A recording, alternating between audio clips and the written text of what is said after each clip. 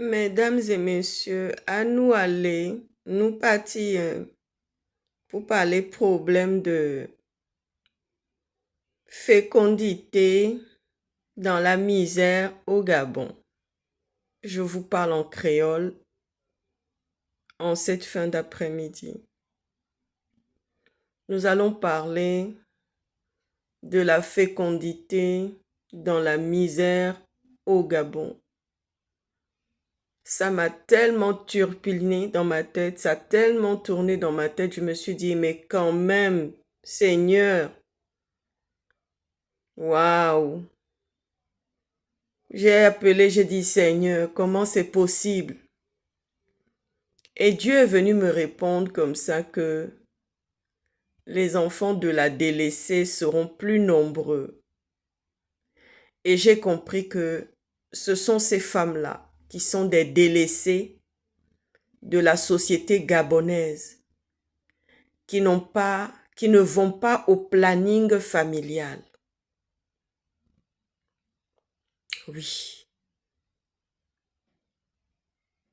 Les femmes qui sont dans la fécondité exponentielle,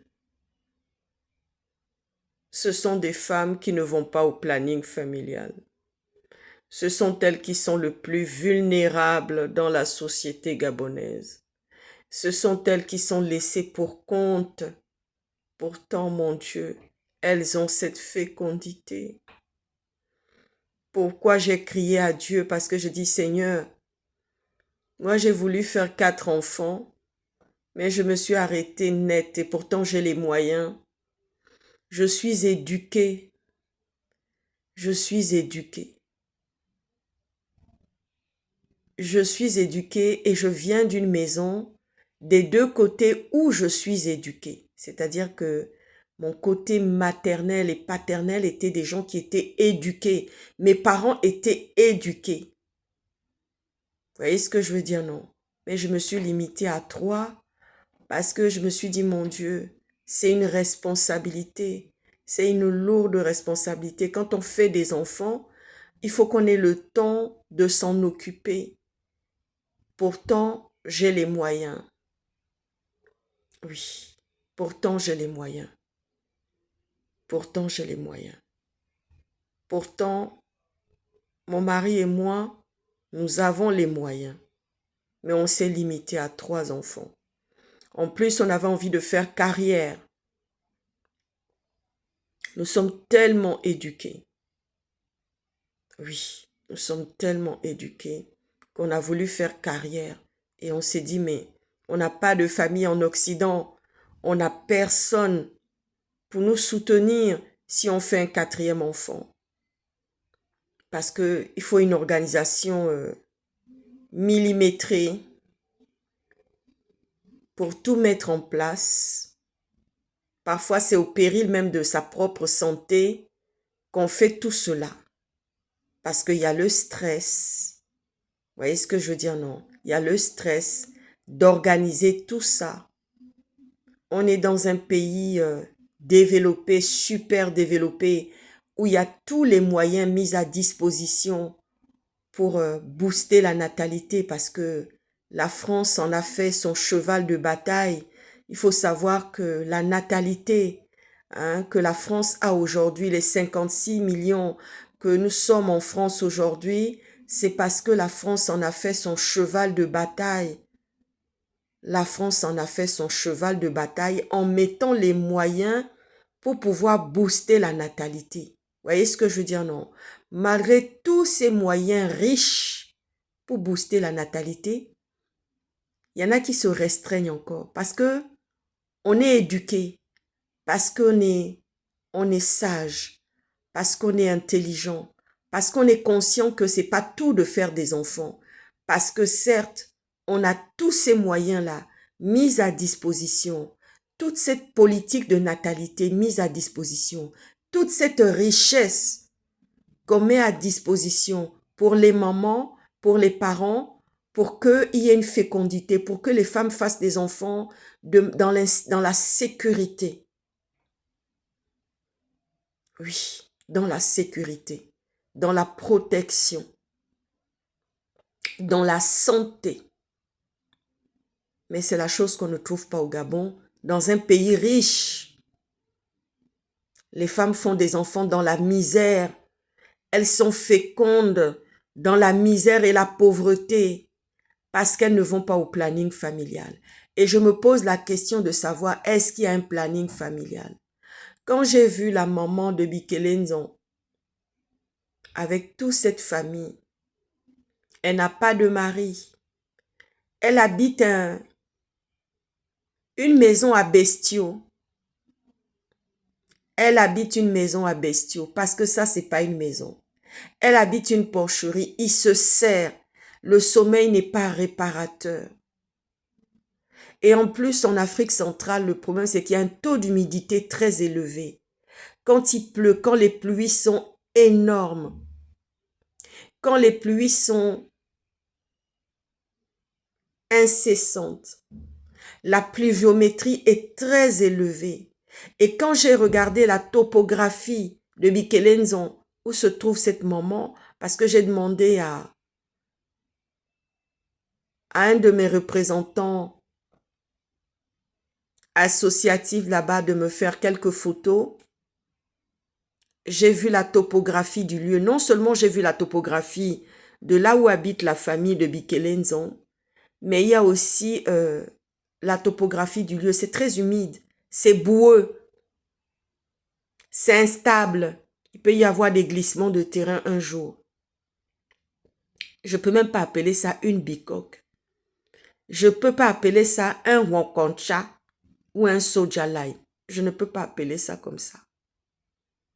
C'est carrément une habitation à bestiaux que cette femme habite. Mais ça, ce n'est pas d'aujourd'hui. Bientôt 59 ans que le Gabon est dans cette situation, que les gens habitent les sojalai, les ronkocha, les maisons à bestiaux. Et voilà qu'aujourd'hui, nous avons ces femmes qui sont dans une fécondité pleine de misère, pleine de pauvreté, sans électricité ni eau. Et en plus, on leur envoie une assignation de déguerpissement où elles vont être encore plus vulnérables, exposées à une mortalité très importante, aux dangers des serial killers, aux assassins des crimes rituels, à toutes sortes de choses ces enfants vont être exposés, à toutes sortes de choses ces familles, l'expérience de vie de la famille de Bikelenzon, de Plein-Oretti, de tous ceux qui ont subi le déguerpissement sont vulnérables. C'est une population qui va disparaître rapidement parce que l'espérance de vie n'est pas au rendez-vous. Mais qu'est-ce qui a pris aux Gabonais d'aller voter un monstre? Qu'est-ce qui a poussé les Gabonais? Quand je demande à Dieu, il me dit c'est sa colère. C'est son châtiment. C'est sa punition envers les Gabonais. C'est-à-dire qu'il a endurci le cœur de Brice Clotaire Oligui Nguema. Normalement, ça aurait dû être le contraire. Mais quelle est cette envie des Gabonais d'appeler Brice Clotaire Oligui Nguema papa? J'ai écouté attentivement le discours du professeur Daniel Mungara. Un discours à la nation pertinent, éclairé, d'une intelligence et d'une sagesse et d'un discernement sans précédent. Il a parlé de révolution. C'est dedans que nous devons être. Les gens qui viennent créer les petites guéguerres, les gens viennent créer des petites guéguerres pendant que nous sommes au combat. Des gens qui ont accepté de servir d'être le paillasson de Brice Clotaire Oligui Nguema. Il y a des gens qui ont accepté d'être le paillasson de Brice Clotaire Oligui Nguema. De servir le monstre froid qui est Brice Clotaire Oligui Nguema. Qui ont accepté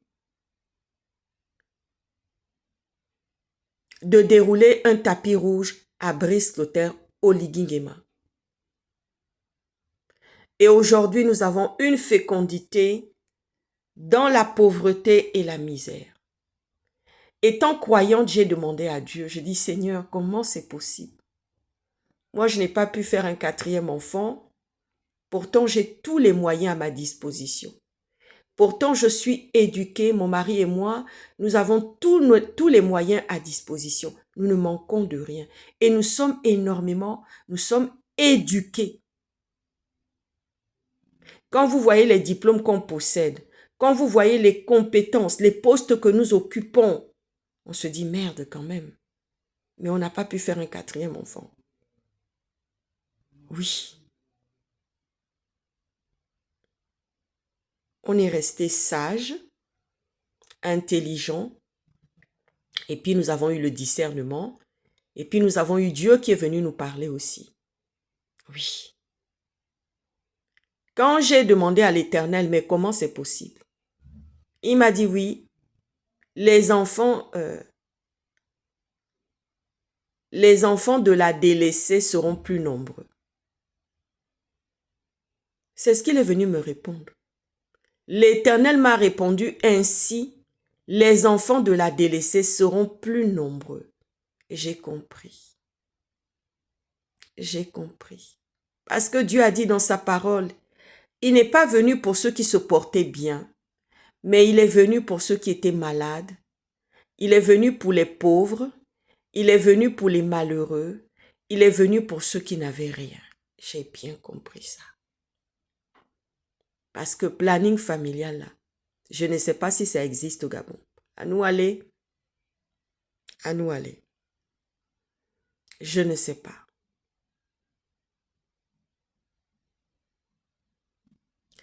Et Isukulwa, Brice Clotaire Oligui Nguema. Et Noa, Bokoja, et Isukulu. Voilà les enseignants qui ont perdu les écailles qu'ils avaient dans leurs yeux, qui sont aujourd'hui dans un endurcissement. Et il vaut mieux d'ailleurs qu'ils restent dans cet endurcissement que les enseignants restent dedans. Oligui n'a pas été, ce n'est pas un intellectuel. Il n'est pas éduqué. Il n'a pas fait d'études. C'est le même qui est venu dire que les études coûtent cher. Pour un pays riche, où une maman de 9 enfants va ramasser les restes au marché pour nourrir ses enfants. Elle a encore été même invectivée. Au lieu que cet homme prenne même une somme d'argent et venir donner ça à cette maman, que maman, prends ça. J'ai un peu comme ça, prends ça, fais le marché pour que tu ailles donner un peu mieux aux enfants aujourd'hui, au lieu des déchets que tu ramasses. Il y a des gens qui ont des milliards au Gabon, mais qui ne font aucun geste. Oui. Il y a des gens qui ont de l'argent dans les matelas, qui ont cousu l'argent dans les matelas, qui déménagent. La première chose quand ils quittent une maison, c'est de déménager d'abord le matelas, parce que l'argent est couché dedans, dans le matelas. Parce que les milliards sont cachés dans les matelas. On déménage d'abord les matelas. Et on fait un convoi exceptionnel pour les matelas là. Parce que c'est dedans que tout l'argent est caché. Eh, maman Nangaï. Eh, maman Nangaï. Seigneur, descends rapidement, pardon. Descends rapidement au Gabon. Vous savez, dans l'arrivée de Brice Clotaire Oligui Nguema, il y a 50-50. Il y a la problématique même de Brice Clotaire Oligui Nguema et son arrivée par coup d'État et par ceux qui l'ont installé là. Ensuite, il y a les Gabonais eux-mêmes qui sont allés se plonger, qui ont plongé la tête, qui sont allés se jeter tête baissée dans un contrat avec Brice Clotaire Oligui Nguema. C'est 50-50. C'est 50-50 ce qui se passe aujourd'hui avec Brice Clotaire Oligui Nguema et les Gabonais. Une population abétie, qui est dans la bêtise quotidienne,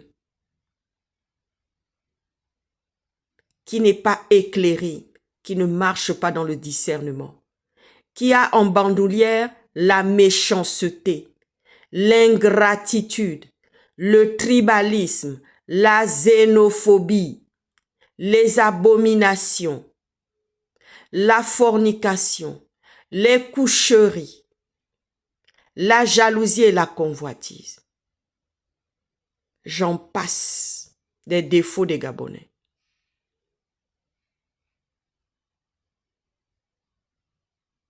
Je discutais avec un copain français qui est dans le renseignement, qui m'a dit, mais tu penses qu'ils pourraient être des kamikazes? Je parlais de sécurité, nous étions en train de parler de sécurité. Je dis, oui, certains peuvent devenir des kamikazes, des terroristes loyalistes pour Brice Clotaire Oligui Nguema. Quand je regardais les commentaires, les gens qui passaient, les commentaires qui défilaient dans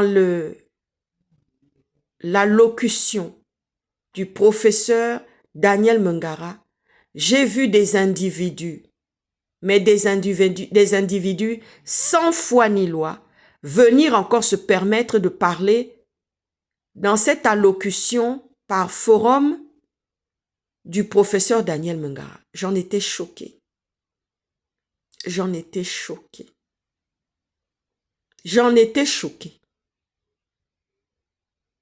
C'est-à-dire que la misère, la domination dans laquelle on les a plongés depuis 59 ans, les a abêtis. Vous voyez ce que je veux dire, non? Oui, ça les a vraiment abêtis. Et je veux dire quelque chose ici, que Dieu ne dort pas. Je viens de voir une alerte info où le marabout qui avait promis, le marabout malien au Mali, qui avait promis que la CAN allait être gagnée, a été arrêté. Je dis, ah, c'est bon signe ça. Parce que le règne des marabouts ne peut pas s'installer en Afrique. Ce n'est pas le règne des marabouts, parce que Brice Clotaire Oligui Nguema est venu installer dans son intronisation le règne des marabouts. Le règne des marabouts et de l'occultisme qui était caché, parce que Dieu est en train de mettre ça au grand jour. C'est pas les mêmes marabouts qu'il y a les sacrifices des crimes rituels. Parce que dedans, il y a sacrifice. Le règne des marabouts, des tradis, des génies, c'est ça qui est venu prendre le terrain. C'est ça qui occupe le terrain chez nous au Gabon. Et les Blancs me disent comme ça que, mais comment c'est possible? Est-ce que quand Omar Bongo était là, il n'y avait pas des choses qui se faisaient? Je dis, mais c'est un homme intelligent. C'est un homme qui a fréquenté les Occidentaux. Certes, ce n'est pas un intellectuel. Le feu président Omar Bongo n'était pas un intellectuel. Du temps de Léomba, il n'y avait pas ce genre de choses. Du temps du feu président Léomba, il n'y avait pas ce genre de choses. Omar Bongo faisait aussi des choses. On sentait des secousses dans le pays. Quand tu étais une vraie chrétienne, nous qui étions des chrétiens de la première heure, du réveil du Gabon, et de notre pasteur, révérend pasteur Francis Mbadinga, nous qui étions de Béthanie, nous sentions des secousses dans le pays. C'est-à-dire que tu es une vraie chrétienne, tu pries, mais tu connais qui est Runangan. Tu connais les Runangans du pays. Tu connais les serviteurs et les adeptes des Runangans au Gabon et des Vaudoumanes. Oui, Dieu venait nous révéler toutes ces choses-là. Dieu nous révèle qui est qui. Dieu merci parce que Dieu est descendu. Dieu est descendu pour arrêter ceux qui veulent faire l'apologie des Runangans, des marabouts, des féticheurs, des crimes rituels. Vous allez voir comment Dieu va nettoyer, comment Dieu va... Vous savez, les séismes et les tremblements de terre qu'il y a eu à Haïti, là, c'est à cause de ça. C'est à cause du vaudou. C'est à cause des pratiques du vaudou. Dieu est descendu à Haïti et Dieu est toujours fâché jusqu'aujourd'hui. Mais la colère que Dieu va lancer sur le Gabon, sur tous ces pays-là, aujourd'hui j'entends que oui, Assimi Goïta a fait arrêter le marabout qui est venu promettre que oui, la canne allait être gagnée. Eh Dieu, vraiment Nangayo. À nous aller. À nous aller, Kokoti. À nous aller, oh, Kokoti. Eh, Isukulwa. Et noir. Brice Lota Oligingema. Fioso. Fioso. Fiko le yo. Fiko le mina oa. Ah. Brice Lota Oligingema. Et noir. Ole Kokota. Les enseignants ont perdu les écailles qu'ils avaient dans leurs yeux. Je prie tous les jours que leur cœur s'endurcisse et qu'ils n'aillent pas à la négociation. Est-ce que quand un pays est riche, on va négocier ou bien on sort son carnet de chèques? Quand le pays est riche là et qu'il y a problème, on va sortir son carnet de chèques, non. On sort le chéquier. On sort le chéquier et puis on fait un chèque pour que tout le monde reparte au travail. Est-ce que vous imaginez un peu les lacunes? Les lacunes qui se sont déjà amoncées, accumulées sur ces enfants-là, qui ne sont pas enseignés aujourd'hui. Ce n'est pas de la faute des enseignants. Les enseignants ont des droits et ils ont des droits étendus. Parce que ce sont eux qui transmettent le savoir. Ce sont eux qui font en sorte que ce pays il y ait une relève demain. Mais nous, Brice Lota Oligingema n'écoute pas ça. Elle est chocolat, elle est chocotou, elle est molomla. C'est ça que Brice Lota Oligingema est en train de faire. Et nous, appelez Koumonoa, Oligi, Ojukolo. Dieu était venu me révéler un soulèvement. J'avais sorti ça dans une vidéo que oui, il y a soulèvement. Il y a soulèvement qui se prépare dans le pays. Il y a soulèvement que Dieu va amener pour frapper Brice Lota Oligingema. Quand Brice Lota Oligingema est parti voir les déguerpis la nuit et qu'il a porté l'enfant d'autrui, mais qui a fait ça même, je ne sais pas. Même un sachet de zobon, il n'a pas laissé. Pourquoi il n'a pas pris 2 sacs de golfeurs?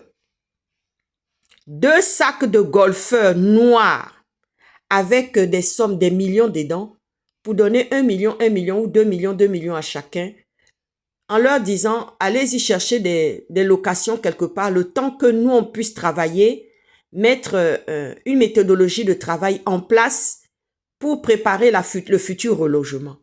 Pourquoi Brice Lota Oligingema n'a pas fait ça? Prendre 2 sacs de golfeurs. Pourquoi il n'a pas pris 2 sacs de golfeurs avec l'argent dedans pour leur donner à chacun 2 millions, le temps qu'on puisse travailler un projet viable et à long terme pour votre relogement. Eh maman Nangaye, j'ai fini de parler aujourd'hui. J'ai fini de parler. Je suis en deuil, mais j'ai dit, je vais sortir quand même pour parler. Je vais sortir quand même pour parler, pour dire quelque chose. En tout cas, que Dieu descende rapidement, c'est tout ce que je lui demande. Qu'il ne tarde pas trop. Qu'il ne tarde pas trop à descendre au Gabon. Ah, ciao, ciao.